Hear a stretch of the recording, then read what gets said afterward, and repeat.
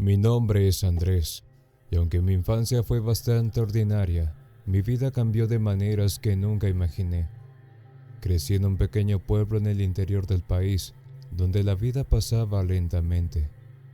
Mi padre trabajaba en la construcción y mi madre era maestra. Siempre me inculcaron el valor del trabajo duro y me enseñaron que si quería algo, debía esforzarme para conseguirlo. Desde pequeño admiraba las historias de personas que comenzaban desde cero y lograban grandes cosas. Eso me inspiró profundamente. Desde que tenía memoria, soñaba con ser una de esas personas que alcanzaban sus metas a través de la perseverancia. En la escuela, aunque no era el más brillante, siempre me esforzaba más que nadie. A pesar de que mis amigos decían que soñaba demasiado alto, nunca dejé de creer que podría lograr lo que me proponía. Al terminar la preparatoria, supe que tenía que salir de mi pequeño pueblo para buscar algo mejor. Mi padre me apoyaba, pero mi madre estaba preocupada por lo desconocido. Sin embargo, yo estaba decidido a abrirme camino. Me mudé a una ciudad grande, Puebla, donde conseguí trabajo en una empresa mediana. Al principio, todo fue cuesta arriba. Trabajaba duro para demostrar mi valía y con el tiempo logré ascender en la empresa. Mi esfuerzo finalmente dio frutos y después de varios años abrí mi propio negocio. Pero lo que no imaginaba era que con el éxito vendrían nuevos desafíos que nunca me había planteado. Los primeros años como emprendedor fueron intensos. Trabajaba sin descanso, desde que salía el sol hasta la medianoche, intentando que todo funcionara. El negocio creció y con él la sensación de control. Ver mi empresa próspera me daba una enorme satisfacción, pero también me hizo darme cuenta de algo inquietante. El éxito tiene su costo. Poco a poco, empecé a notar que las personas que me rodeaban no estaban interesadas en mí como persona, sino en lo que podía ofrecerles. Había quienes se acercaban no porque les agradaba realmente, sino porque veían en mí una oportunidad. Este tipo de relaciones comenzó a incomodarme mucho. Sentía que estaba rodeado de personas que solo querían sacar ventaja. Un ejemplo fue un antiguo conocido que, tras años sin contacto, reapareció justo cuando las cosas iban bien. Al principio pensé que quería retomar nuestra amistad, pero pronto quedó claro que solo quería beneficiarse de mi éxito. La situación llegó a un punto en el que ya no podía tolerarlo, así que corté todo lazo con él. Esta experiencia me dejó una sensación de desconfianza hacia los demás, algo que nunca antes había sentido. Con cada nueva relación, ya fuera de amistad o de negocios, me preguntaba si la otra persona tenía intenciones genuinas o si simplemente estaba buscando algo. Comencé a cerrarme y a confiar cada vez menos en las personas. Mi empresa seguía creciendo, contraté más empleados, abrí nuevas sucursales y me hice un nombre en el sector. Pero con cada paso sentía que algo me faltaba.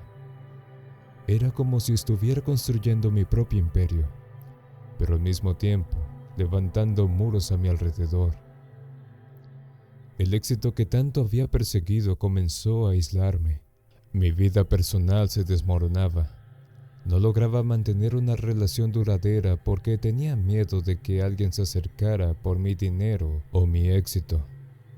Estaba rodeado de mujeres, algunas bellas, otras inteligentes, pero nunca lograba establecer una conexión emocional profunda. Siempre encontraba una excusa para no comprometerme. Tenía miedo de ser lastimado. Así pasaron los años, viviendo en una especie de vacío emocional. Era como si mi vida se redujera a una serie de relaciones efímeras y desechables. Sabía que algo tenía que cambiar, pero no sabía cómo hacerlo. Mis amigos que ya estaban casados y con vidas organizadas, empezaron a insistir en que necesitaba a alguien para estabilizarme. Escuché tantas veces el mismo consejo que empecé a tomarlo en serio. Una noche decidí salir y despejarme. Fui a una fiesta en un club de la ciudad. El lugar estaba abarrotado y la música resonaba en mis oídos. Pero fue ahí donde conocí a Camila. Tenía un aire enigmático que me intrigó desde el primer momento. Su cabello largo y oscuro y sus ojos intensos parecían observarlo todo, como si nada le importara demasiado. Su forma de moverse, segura pero relajada, captó mi atención de inmediato. No era como las demás mujeres que conocía, y cuando nuestras miradas se cruzaron, supe que tenía que acercarme. Me acerqué y la conversación fluyó con naturalidad. Camila no era como las demás. No parecía impresionada por mi éxito ni por quién era yo. Me intrigó aún más cuando al final de la noche la invité a mi casa y me respondió con una sonrisa. No, gracias. Fue una negativa tan inesperada que no pude evitar sentir más curiosidad. Nos intercambiamos números y en las semanas siguientes comenzamos a salir. Nos veíamos regularmente y aunque ella era reservada respecto a su vida, había una conexión entre nosotros. Camila me parecía una mujer increíble, misteriosa y reservada, pero también me hacía sentir cómodo. Poco a poco empecé a confiar en ella. Sin embargo, había algo que no terminaba de cuadrar. Evitaba hablar de su pasado. Cuando lo hacía, las respuestas eran vagas. Un día la curiosidad me superó y revisé su cartera mientras ella se bañaba. Descubrí que su verdadero nombre no era Camila, sino Sofía, y que había mentido sobre su edad. Tenía 26, no 30 como me había dicho. Esa noche no supe cómo reaccionar. Me sentí traicionado, pero decidí no decirle nada en el momento. Guardé las fotos que tomé de sus documentos y en los días siguientes traté de actuar con normalidad. Sin embargo, la duda seguía rondando en mi cabeza y después de mucho pensarlo, decidí confrontarla. Cuando le hablé de lo que había descubierto, su reacción fue inesperada. Se enfureció, recogió sus cosas y se fue de mi casa sin darme una explicación. Me quedé con más preguntas que respuestas, y aunque intenté contactarla varias veces, no obtuve respuesta. Al final me vi obligado a aceptar que nuestra relación había terminado. Pero un día, semanas después, apareció de nuevo, esta vez con una historia que me dejó helado. Me confesó que había estado huyendo de su pasado, de un exmarido abusivo, y por eso había cambiado de identidad. Aunque quería creerle, la desconfianza ya estaba sembrada. A medida que pasaban los días, comencé a sentir que algo más estaba mal. Al principio eran solo pequeños detalles. Sentía un cansancio constante, incluso después de dormir muchas horas. Luego vinieron los dolores de cabeza, agudos y persistentes, como si algo me estuviera oprimiendo el cerebro. Tomé medicamentos, pero no hacían nada. No era solo físico, también estaba emocionalmente agotado. Las noches se volvieron más inquietantes. Las pesadillas me despertaban a media madrugada con sudores fríos y un corazón acelerado. Pero lo más extraño es que no podía recordar con claridad qué era lo que soñaba. Solo sabía que eran imágenes inquietantes, figuras distorsionadas que me hacían sentir una presencia oscura. Cada vez que me veía con Sofía, esos síntomas se intensificaban. Al principio pensé que era coincidencia. Tal vez estaba estresado por el trabajo, por la presión de llevar mi empresa adelante. Pero no podía ignorar la sensación de que cada vez que ella se iba, Me quedaba más débil, como si algo me estuviera drenando. Una tarde, después de un largo día de trabajo, volví a casa sintiéndome peor que nunca. Me miré al espejo y apenas reconocí el rostro que veía reflejado. Ojeras profundas, la piel pálida y ojos inyectados de sangre. Parecía como si hubiera envejecido años en solo unas semanas. Fue entonces cuando empecé a pensar que algo más estaba sucediendo. No era solo el cansancio o el estrés. Había algo más oscuro y profundo que estaba afectando mi salud y mi vida. Los mareos empezaron a ser más frecuentes, tanto que tuve que faltar al trabajo varios días. Durante esos días en casa noté una extraña energía en mi apartamento, una sensación de incomodidad, como si siempre hubiera alguien más allí, incluso cuando estaba completamente solo. Las sombras en las esquinas parecían moverse, y a veces, al despertar en medio de la noche, juraba haber visto figuras fugaces que desaparecían en un parpadeo. Las pesadillas se volvieron más intensas. Ya no eran solo imágenes vagas. Veía rostros, oía susurros, sentía una presencia abrumadora que me vigilaba mientras dormía. Sofía aparecía en esos sueños, pero su rostro cambiaba, se deformaba en algo aterrador. Me despertaba con el corazón acelerado, empapado en sudor, y era incapaz de volver a dormir. Todo esto estaba empezando a volverme paranoico. Finalmente le comenté a mi amigo Tomás lo que estaba pasando. Me miró con seriedad, como con una mezcla de preocupación. Fue él quien me hizo una pregunta que, hasta ese momento, nunca había considerado. ¿Has pensado que podría ser algo más allá de lo físico? Algo espiritual, Andrés. Al principio me reí de la idea, pero Tomás, que siempre había sido más abierto a esas cosas, insistió en que hablara con su madre, doña Lisa. Ella practicaba limpias y entendía de energías. Estaba desesperado, así que acepté. El día que doña Lisa vino a mi casa, todo cambió.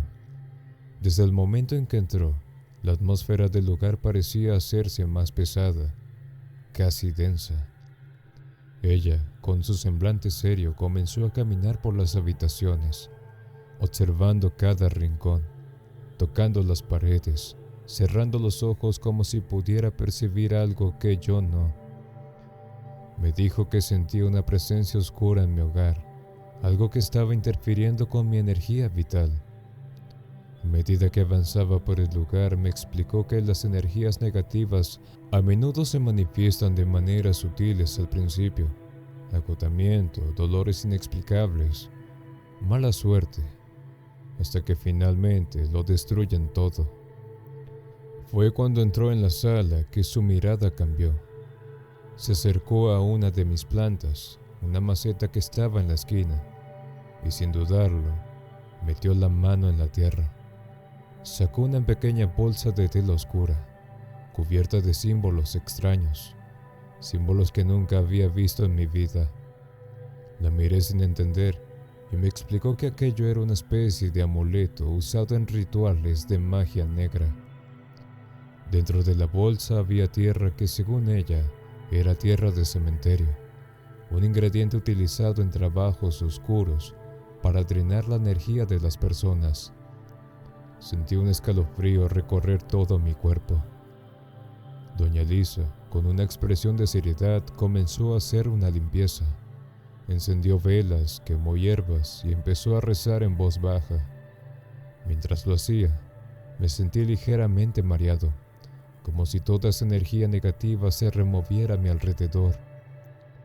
Ella me dijo que Sofía no era quien decía ser, que había estado manipulándome todo este tiempo con aquel amuleto, drenando mi energía y afectando mi salud, mi mente y mi vida en general. Aquello me dejó devastado. La mujer con la que había creído estar construyendo una relación genuina, con la que compartía mi vida, En realidad me estaba utilizando desde el principio. Esa misma noche, después de que doña Elisa quemara el amuleto y realizara la limpieza completa, me sentí como si una nube se hubiera levantado de encima de mí. Me sentía más lúcido, pero el dolor emocional seguía siendo intenso. Algo dentro de mí sabía que no había terminado, que aún había algo más. Entonces decidí revisar mis cuentas bancarias por si acaso. El horror que sentí al ver mis finanzas fue abrumador. Mi cuenta personal, en la que tenía más de $100,000, estaba vacía. Revisé más a fondo y descubrí que Sofía había hecho transferencias a cuentas desconocidas, dejando mi saldo en cero. También faltaban todas las joyas y relojes que guardaba en mi caja fuerte. Lo más inquietante era que la caja fuerte solo se abría con mi huella digital, lo que me llevó a la aterradora conclusión de que debía haberme drogado para usar mi dedo mientras dormía. Pero lo más aterrador fue que después de ese día, Sofía simplemente desapareció. Intenté llamarla, mandarle mensajes, pero no obtuve respuesta. Fue como si se hubiera desvanecido sin dejar rastro. No sabía si había escapado o si estaba planeando algo más, y esa incertidumbre me carcomía por dentro. ¿Dónde estaba? ¿Por qué había huido tan repentinamente? Los días siguientes fueron una mezcla de desesperación e impotencia. Fui a la policía para denunciar lo ocurrido, pero sin pruebas claras. Me dijeron que sería complicado rastrear el dinero. Todo parecía estar perdido. No solo me había robado económicamente, sino que me había despojado de mi energía, mi confianza y parte de mi vida. Entonces recordé lo que doña Elisa me había dicho. Quizás su desaparición no había sido casualidad. Tal vez había algo más detrás de esto. Volví a buscar a doña Elisa, esperando que ella pudiera decirme algo más, algo que me ayudara a entender qué estaba pasando. Cuando llegué a su casa, me miró con preocupación. Me dijo que al destruir el amuleto, probablemente había roto el vínculo que Sofía tenía sobre mí. Sin embargo, eso no explicaba su desaparición total. Doña Elisa me dijo algo que me heló los huesos. Sofía no era la única involucrada. Esto va más allá de ella. No entendía bien lo que quería decir, pero me explicó que en casos de magia negra, a veces hay otras personas trabajando detrás del hechizo, alguien que controla desde las sombras. Sofía pudo haber sido solo un peón, alguien manipulado o utilizado para llegar a mí. Le pedí a Tomás que investigara más sobre Sofía, porque necesitaba entender quién era realmente esa mujer que había estado en mi vida. Días después, Tomás me contactó y lo que descubrió fue aún más perturbador. Sofía, antes de conocerme, había estado involucrada en actividades oscuras, relacionándose con hombres poderosos y adinerados. Se movía en círculos exclusivos relacionándose con ellos íntima y sentimentalmente. Sabía cómo manipular a quienes tenían dinero y éxito. Fui a la policía, pero no logré resolver nada. Sofía había sido astuta. Transfirió el dinero a una cuenta anónima y después de eso, desapareció sin dejar rastro. Hasta el día de hoy, ni siquiera sé dónde está o qué fue de ella. Todo lo que me quedó fue el vacío y la incertidumbre de no saber qué más podría haber estado ocultando, o quién más estaba realmente detrás de todo esto.